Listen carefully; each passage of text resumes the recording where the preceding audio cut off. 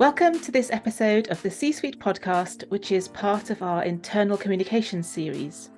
My name is Debbie West, and in this episode, we are going to explore the use of AI in internal communications. I'm delighted to be speaking with three internal communications leaders who have kindly agreed to share their insights and their experiences. And stay tuned to the end because they're going to share some top tips. So a big thank you to Shalini, Frank, and Melanie. And would you like to introduce yourselves? Let's start with Shalini. Hi, Debbie. Hi, Frank and Melanie. Thanks for inviting me to the podcast. I'm Shalini. I'm a senior internal communications lead for the UKIMEA region for Arup. We're a firm of designers, architects, engineers, and sustainability consultants working across the globe who've delivered some iconic projects, most notable being the Sydney Opera House. Impressive. Yeah, thanks, Shalini. Thanks for joining us. And Frank, how about you? Would you like to introduce yourself? Yeah, thank you, and welcome to everyone as well. My name's Frank Dias. I'm the internal comms manager at a visual effects company called Framestore. They brought me in recently to actually set up their first internal comms structure. So I'm busy designing that. Brilliant. Thank you, Frank. Thanks for joining us. And Melanie, how about you? Hi, everybody. Lovely to meet you. I'm Melanie. I head up global internal communications for a company called Sutherland. We are an experience-led digital transformation company. That means we use our people, process, and technology to help clients deliver exceptional experiences for their customers. Very impressive. Thank you, and welcome, everybody. So now it's been a year since ChatGPT kind of pushed the use of generative AI into focus for us, and it made the use of AI language models much more accessible to communicators. And since then, I've seen like a heavy blend of concern and excitement about the potential for AI that's been expressed across online discussions. So what are actually the main sources of information we can rely on about the use of AI in internal communications? And Shalini, I'd like to ask you that question. Yeah, so after so many years of skepticism and resistance, we are finally witnessing a surge in the interest in AI within internal comms. And ChatGPT, you're right, Debbie, and the generative technologies have definitely been an inflection point. And in this itself is really good progress, I'd say. In terms of resources, there's a sea of information out there about the use of AI in internal comms, ranging from membership bodies releasing AI papers to academic journals and industry reports to blogs and podcasts. It's such a fast moving landscape. I don't think it's possible to have the absolute answers to the big questions in one single resource for AI. So here are some of the credible sources that I'd point out that I also found useful as part of my recent CIPR chartership earlier this year. The first one, obviously, the CIPR's Humans Needed More Than Ever report that was released earlier this year. It's the world's first comprehensive analysis of the use of AI across public relations disciplines, not just internal communications, and its impact on our work as a discipline as such. And one of the conclusions from the report is how AI is creating an opportunity for a profession-wide strategic shift in focus for us, and that people's skills, such as ethical decision making, leadership, relationship building, will still be in high demand. So, definitely a good report to look into. Secondly, IOIC's very recent white paper on AI. It starts from the basics of AI to the possible impact of the emergent technologies on employee experience and shaping that employee experience journey and the future of work with the potential to disrupt and transform jobs and organizational designs. So a very comprehensive report to dive into. Thirdly, I recently attended Simply's internal comms conference with a special focus on AI, where I also spoke on a panel about trust in digital age. So I'd really urge all communicators out there to keep an eye on industry events as you get to hear from in-house comms folks sharing their case studies and how they've actually experimented or their intentions to use AI within internal comms. And lastly, I'd recommend to follow an influencer on LinkedIn, Dr. Joy Bulimni. She's the best-selling author of a book called Unmasking AI: Mission to Protect What is Human in a World of Machines. Really interesting title, that one. Recommended reading because her TED Talk, it talks about algorithmic bias, which has hit 1.5 million views. And her thesis uncovers large racial and gender bias in AI services from companies like Microsoft, IBM, and Amazon. And she talks a lot about responsible use of AI and ethically AI. So definitely one to follow. And she's also kind of, an advisor to world leaders and technology execs on reducing the harms of AI. So those would be my kind of, top 4 credible sources of information for AI. Yeah, I loved some of those name drops. I'm gonna definitely follow some of those individuals that you mentioned. I think so. With so many people at the moment, they're very much experimenting and trying to find their way in all of this. So that would be my main call to action for anyone listening: is very much start experimenting if you can. But in terms of who I've seen in terms of main sources of information, it's mostly been freelancers and consultants or agencies that I'm seeing a lot of content on, particularly on LinkedIn, who are really talking about experimenting with AI and actually getting out there and talking to comms teams. There's one fantastic comms lead in Denmark. His name's Jonas Blatt Hansen. So I'd highly recommend following him. And he posts very regularly about his conversations with lots of different comms clients that he's working with when he hosts workshops on AI. So he's a great source. The other thing is just to echo Shalini's points around many comms conferences and webinars are all talking about this topic and sharing lots of info. And I think the main value for comms people, if you can get to go on these conferences or watch them virtually, is the conversations that are being had around the table. And that's really where the sort of learning will kick in a lot more. So I really recommend conferences and webinars. And Melanie, what are you seeing are the main benefits or the potential main benefits of including AI in your internal comms processes? So Frank just mentioned about sources and conferences and things that are so important. And actually, I went to a Unily conference recently, and Stephen Fry was talking, and he said technology is not a noun, it's a verb, because it's always moving. And I think that's really key when you think about AI. I know there's lots of resistors out there, particularly those worried that AI is going to take over the role of comms, but I don't think that's ever going to be the case. So we're a really small team in a very large company, and we're still expected to respond really quickly to requests for articles, scripts, all sorts of things. And so what we're trying to do is again, Frank says experimenting. We've been doing a lot of experimenting with OpenAI to try and help us to be more efficient in the way we're producing things. So we use it mainly to create that first draft. So we're getting smarter at being able to prompt the AI, chat GPT, whatever, and help it to just give us the first draft of the script. But of course, there's a lot of things we need to think about in terms of going in with our eyes open, being aware that it wants to please. So we need to make sure we're fact checking and all of those things.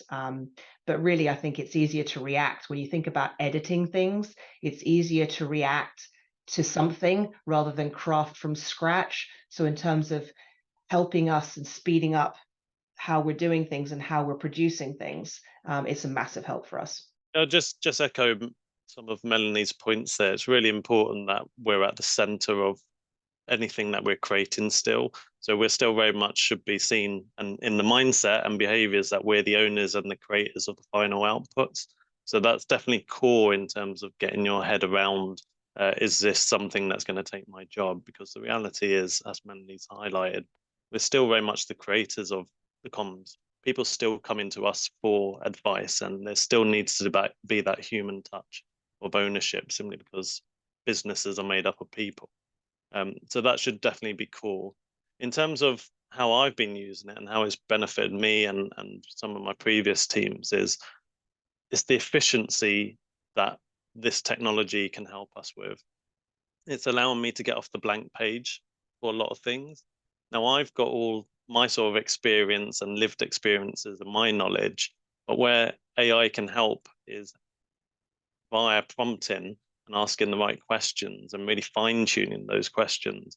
It can help you have that kickstart that then allows you to then add your value into that conversation or that content and to actually shape it in a way that makes sense. I've also been using it from a research point of view, because of the wealth of information on AI through their large language models, researching is almost a cinch. I would always recommend using it as a starting point, but also do your own research, because a lot of what we bring to the table is a lot of the nuances, a lot of the abstract, a lot of the creative. And this is where AIs don't really do that in its current state. I've also been using it for imagery, and that imagery is really around generation of imagery. And some of that is linked to how do I make sometimes my news stories a bit more interesting where I don't have images. So again, it allows me to sort of add a bit more of a creative crafting flair to it and trying to get off that blank page, so to speak. I also see there's potential future benefits as well that can just help the whole communication flow within a business work better. Some of that could be gathering employee stories via comms bots, whereby AI assistants are actually out there and interacting in conversation with employees with stories. And so that you train the bot to go through a certain template and certain prompts that the bot would then interact with the employee to actually generate a news story in a way that you have designed yourself. Some other ideas around smarter emails to reduce the amount of noise. And I'm sure that will definitely escalate and be developed, as well as personalization of comms at a completely different level. So there's definitely lots of interesting integrations of the potential of AI can add to the comms stack of all of our tools and platforms. There's lots of these interesting things on the horizon. I've not gone deep into using it for imagery, partly because a lot of the imagery we want to use is people. We think about people comms, and it makes me nervous, to think about how will they see these authentic images and think that they're then fake, if you like. Yeah, no, 100%. It's but I know it's something we'd like to explore, because I'm sure it can help, but it's definitely something I know is top of mind for me. Yeah, I've mostly been sort of experimenting with trying to understand what and how does it generate, as well as trying to help me with my own prompting. I mostly use it where I don't have any imagery that's related, and in particular where my topic might be a bit more abstract than people-centered. So yeah, that's how I've used it, and also just to try and experiment and be curious on it. But yeah, you're 100% right, and the whole issue of authentic imagery versus real fake, and we don't want to water down what we do either. And we're trying to bring to life that sort of human side. Yeah, it's a really good point. And I think what's really interesting is we've just had this conversation about, for every potential benefit, there's also a concern that goes along with it, which, we've discussed in terms of the use of imagery. What other concerns or barriers are you encountering as you explore the use of AI in internal comms? There's so many barriers and concerns, and it sometimes outweighs the amount of opportunities. And we're so used to picking up on fear and worries over opportunities. In terms of the barriers for me, and very much like Melanie and I have sort of talked about from an image point of view, there's quite a lot in terms of traceability of sources of where these things are generating from. Copyright issues of certain things that we might type or ask around certain well-known IP or brands that we want to sort of generate certain things about. Inputting of confidential information into these different AI platforms. And you've got this mix of open and free, but public models and closed, and are therefore not training the public model. And that can be confusing, and that line isn't very clear at all in the majority of AI tools that are out there. Yeah, and it's very much a brave new world in this space, and it's a little bit like the Wild West in a digital space, but it's exciting at the same time.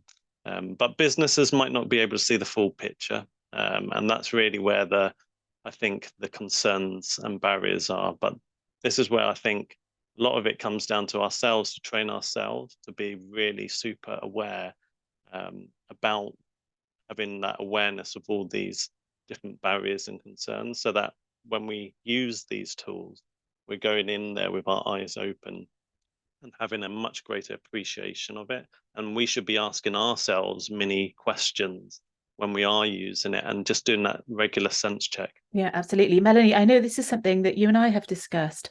What barriers have you encountered and how have you sort of overcome them? I mean, Frank's listed them all, but just to sort of come on into how we sort of overcome them, or at least keep the eyes wide open. In terms of confidential information, very aware. We use the free version at the moment for AI. So when we're prompting, we're not using company names, we're not using people's names, we're staying away. So I'll just put, a company or XYZ company. And so just using fake things so that no one could draw it back to you, using different numbers, for example, if you need to input numbers or be, so just being very generic. Again, we're only using it to set the baseline draft and sort of give us that something to react to and to edit. So it works quite well for us. The traceability piece is really interesting too, because of course, as communicators, we've been brought up to cite everything, right? And of course, when you're using OpenAI, it's sort of, well, what am I citing? Because it doesn't cite anything. And with my team, I think, we've got a view that if we've done a lot of editing and it doesn't look like the original, then I'm comfortable that it's their work. If we were just copying and pasting the majority of the OpenAI, then we need to say or make a comment that says powered by ChatGPT or powered by OpenAI somehow, because again, that's us being transparent and ethical. There's a nervousness, of course, by people doing that, because their view is, well, if I do that too often, people will say, well, why do we need you then? We just use ChatGPT. And I think we've got to, again, help our leaders and our companies understand, going back to Frank's point, is we'll always need the communicators to humanize it. We are the owners, the creators of the comms. We know our audiences, so we mustn't be afraid of that. And we must find a way to help our leaders understand why we're using it, and it helps us to react quicker and to be able to produce things a lot more efficiently. I think that's a great point. In terms of internal communicators supporting their leaders and also their people with the use and adoption of AI in their organizations more broadly, Shalini, what are your thoughts on that? I think it's clear from everything, we've read and experienced about AI that privacy, safety, and authenticity, I think, especially of the leadership voice, is the most important factor for AI to be trustworthy, I think. And just talking about the Edelman Trust Barometer that has often been quoted in this context, that places businesses as the only institution seen as competent and ethical, and people expecting leaders to have a view on issues outside of the business, on societal issues, on geopolitical issues. And the most trustable and source of information is my employer.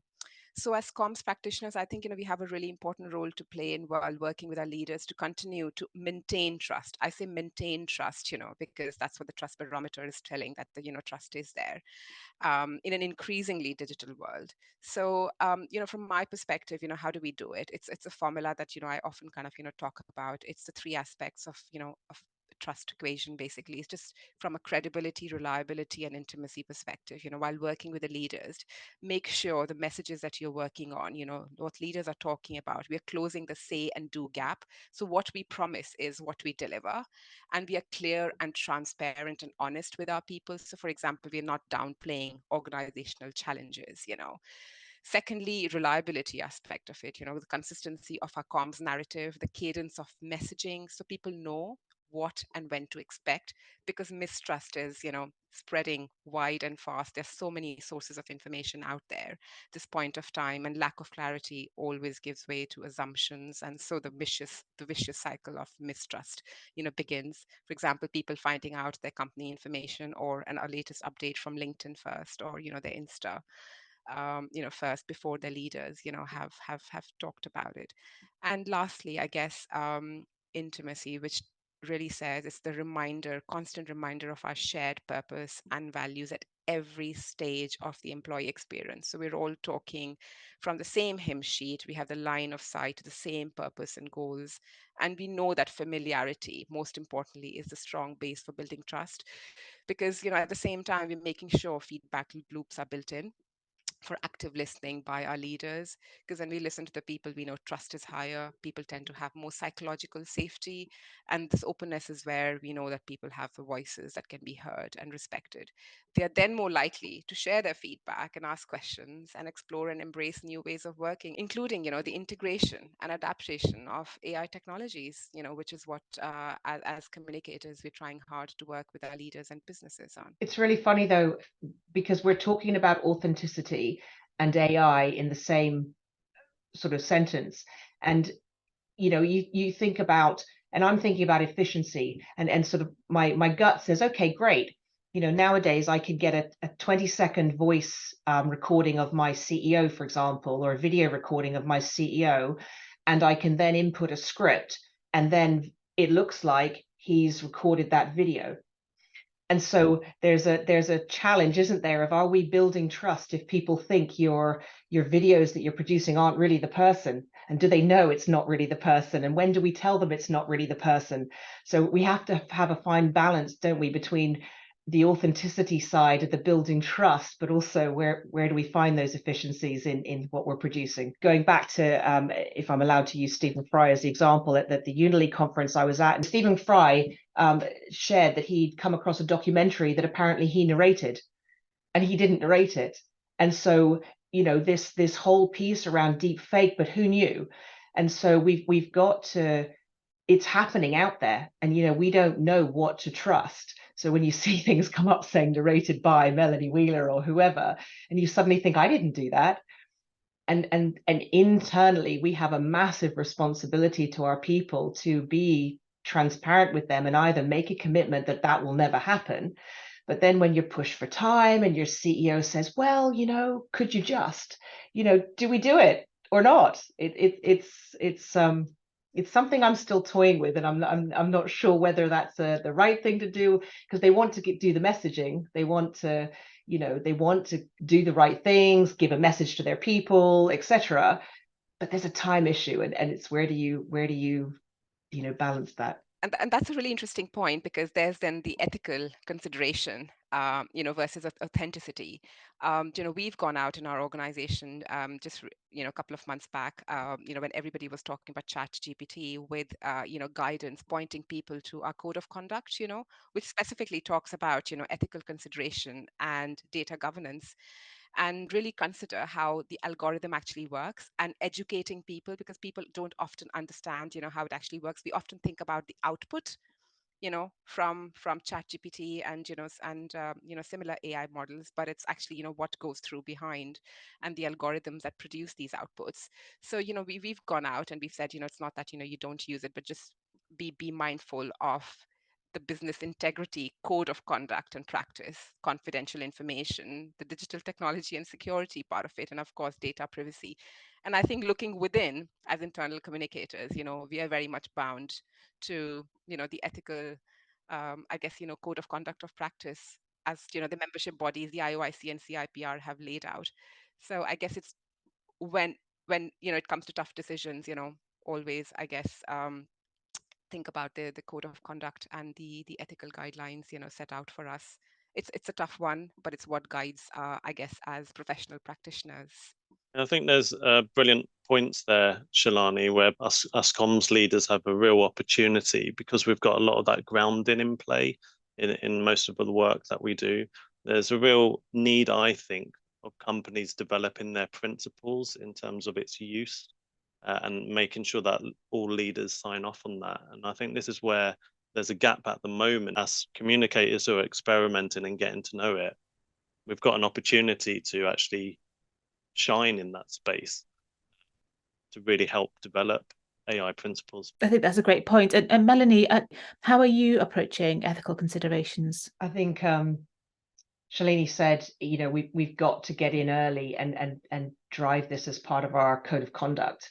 Whether it's content that we're putting on social media, using internally, how we cite things, and we're early on in those discussions, but they're happening, and it's eye-opening, really. And I think the more we have the conversations, the more we're driving people to really think about what's the impact of what we'll do, whether it's using ChatGPT for just an article and then sort of giving us that base draft, whether it's using it for, as chatbots and things like that, or even going so far as really the deep fake type videos, where do you draw the line? And that line will vary for different people for different reasons. And so it's really just being able to have the debate and being comfortable to just talk about it. And then, agree as an organization what we're going to do. So we're on that road. Haven't finalized yet, but we're on the road. And I think there's almost a sense of not having to reinvent the wheel here too much. Your own company will hopefully have its own code of conduct, as well as your purpose and your values. And I think we're all on the sort of change curve at the moment with all of this, which really links to comms good approaches with dealing with change. And there's a whole mindset and behaviors point here that we as communicators have an opportunity to help steer and influence. And like you sort of said, Melanie, bringing people around the table to have the conversation and doing that on a repeated basis so that we start to really look at what are the sorts of mindsets and behaviors linked with our purpose and values and code of conduct around having that sort of good moral approach that's linked with our business. Yeah, and the moral piece is important as well, because of course, you're as the AI is sort of goes through the machine learning, the natural reaction is sort of a machine surely will think everyone's the same, when we think about unconscious bias and things like that, but actually it complies with the moral values of its operators.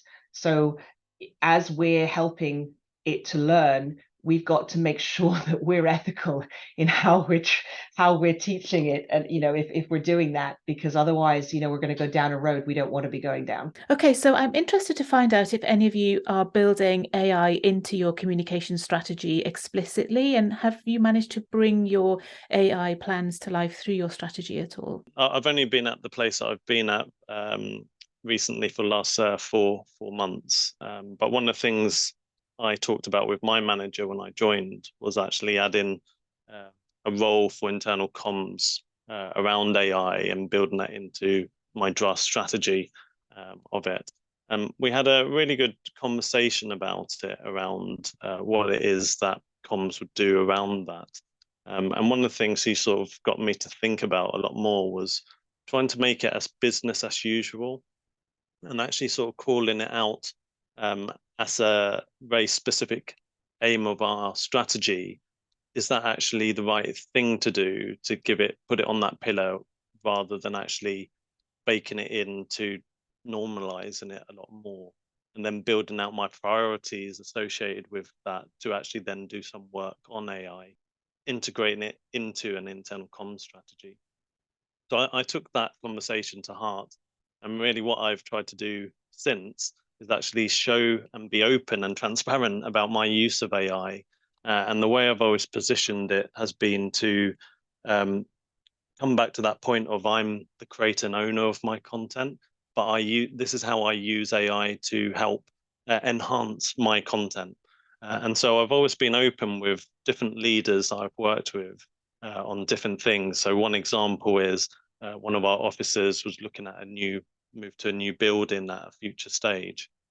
And so they want to do a survey of the employees to get their views on the current state of the building, the future state.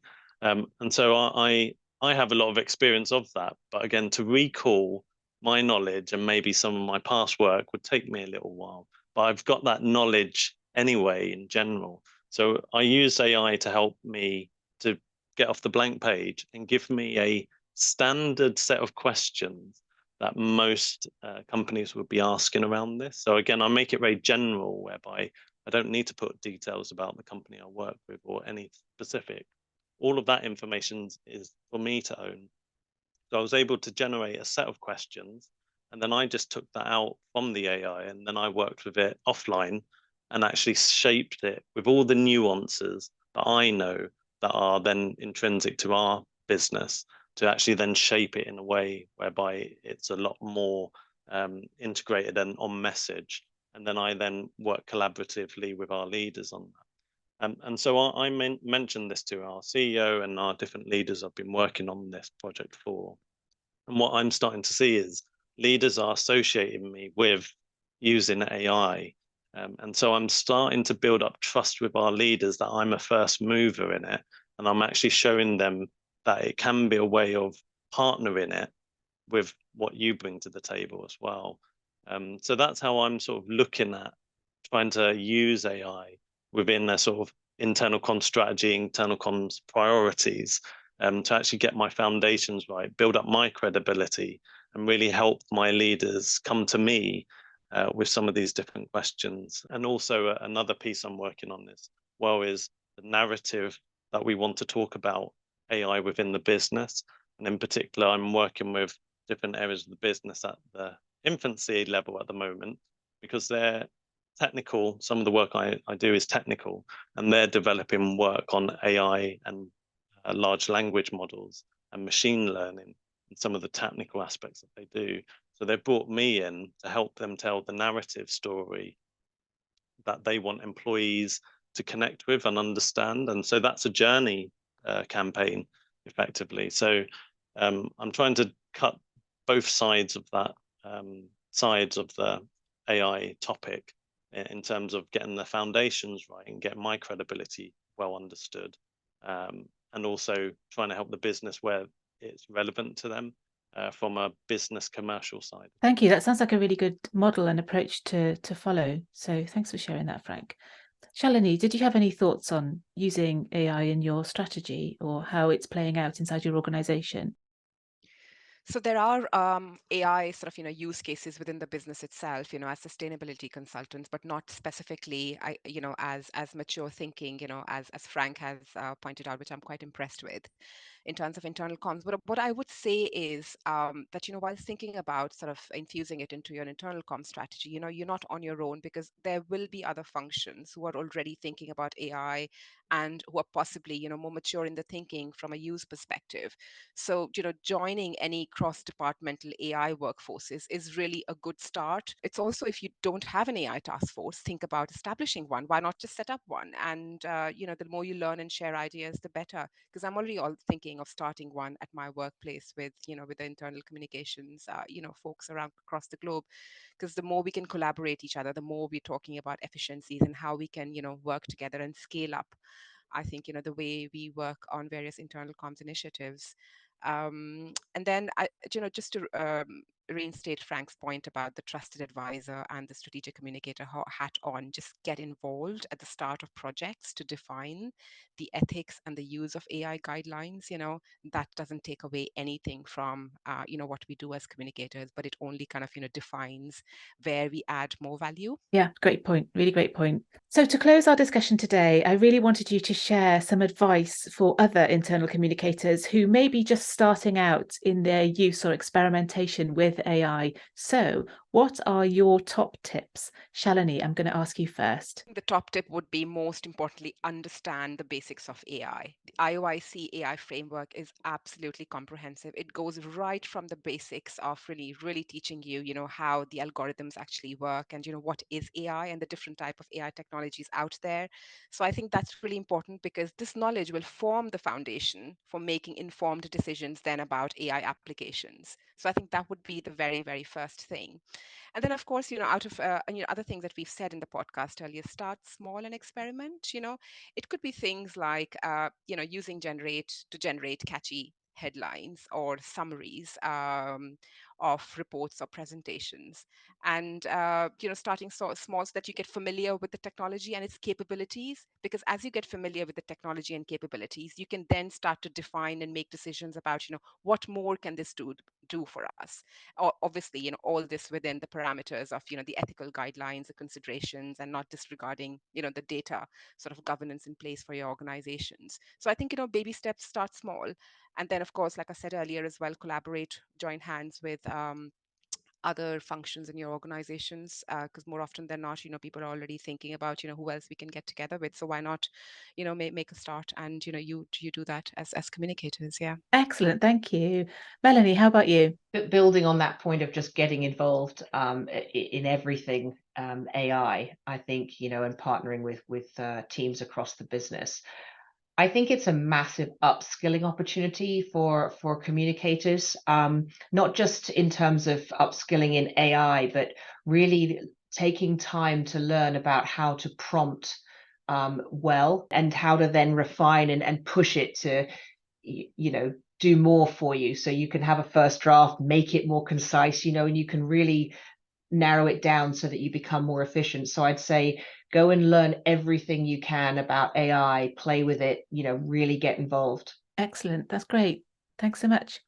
So Frank, to finish off the episode, what are your top tips on AI? I think the theme for me is very much what both these ladies have mentioned. It's upskilling is for me the theme and topic for my tip as well. There's as sort of Melanie said, there's so many free courses out there, and they're all sort of developed by all the big leaders within this space. People from Google, Microsoft, LinkedIn Learning. So that there's many sort of trusted sources for your sort of free stuff to actually improve your own knowledge. And then the flip side to that as well is there's so many other individuals out there who are also posting great amounts of knowledge sharing. And so YouTube is a great source I use to really sort of hone in on a few individuals who are regular speakers about it. And I'm trying to build up my curiosity muscle as well by not limiting myself to just one type of industry talking about AI, but also I'm looking at other technologists, other AI artists, other types of folk who are getting involved, and I'm being curious to see what they're developing.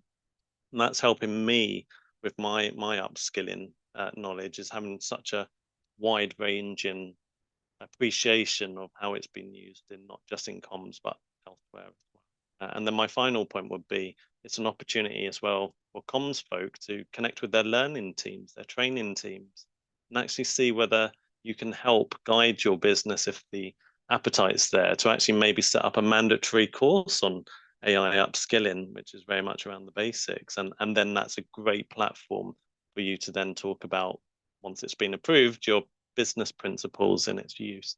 So yeah, there's definitely some nice bits for comms people to sort of evolve into around AI. Fantastic. Thank you so much. That's a great way to round off the discussion. And I feel much more positive, actually, having listened to some of your really great examples in this conversation today. I just want to say sincerely, thank you so much for sharing your professional experience with us. I love that idea about building my curiosity muscle, because I certainly feel like I've had the opportunity to do that. So thank you very much, everybody. Thank you. Thank you, Debbie. Thank you, Debbie. Thank you, Debbie. Thanks, everyone. We hope you enjoyed this episode. And if you want to continue this discussion with us, you can find the C-Suite podcast on LinkedIn, Instagram, and all the other social channels. Thank you again to our excellent panelists for this episode. Please do follow us if you'd like to keep up with our C-Suite conversations. And if you want to get in touch with the show, you can contact us via our website at csuitepodcast.com. Thanks so much to you for listening, and goodbye for now.